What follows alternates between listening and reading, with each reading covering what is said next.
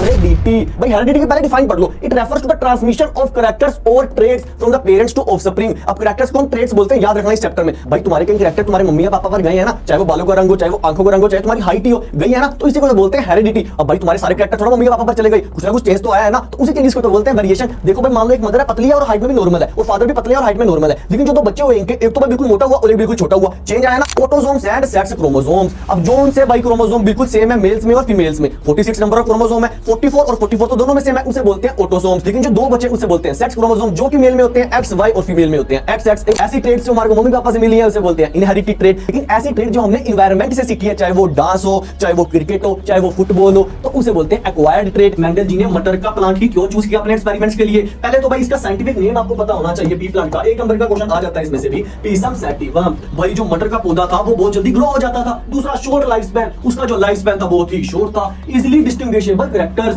जो उसके कैरेक्टर्स थे उसमें डिफरेंस बताना बहुत आसान था। लार्जर साइज ऑफ फ्लावर, जो फ्लावर का साइज था बहुत ही बड़ा था। How do Mendel experiments show that trait में बी डोमिनेंट और रिसेसिव? मान लो उन्होंने एक टोल प्लांट लिया और एक शॉर्ट लिया, जब इन दोनों की क्रॉस पॉलिनेट करवाई, जो एवर जनरेशन में रिजल्ट मिला वो क्या था? टोल ही मिला ना हमारे को। सेक्स का पता कैसे चलता है ह्यूमन बीइंग्स में? पहले मेरी भाषा में हिंदी में समझिए। कहने का मतलब अगर फादर में से आया एक्स क्रोमोसोम जाइगोट फॉर्मेशन के दौरान तो बनेगी लड़की मतलब फीमेल, लेकिन अगर फादर में से आया वाई क्रोमोसोम, मदर में से तो एक्स ही आना ना, तो बनेगा एक्स वाई, तो मिलेगा लड़का मतलब कि मेल। तो मदर का कोई भी रोल प्ले नहीं करेगा सेक्स डिटरमिनेशन में। चैप्टर हो गया है फिनिश। आशा यही है कि आपको सब समझ आ गया होगा। अगर बाय चांस कोई डाउट रह जाता है तो कमेंट में जरूर लिखना, आपको रिस्पॉन्ड किया जाएगा। तो भाई जल्दी ही मिलते हैं नई वीडियो के साथ, तब तक के लिए जय माता दी, सी यू, टाटा बाय बाय, जय हिंद, जय भारत।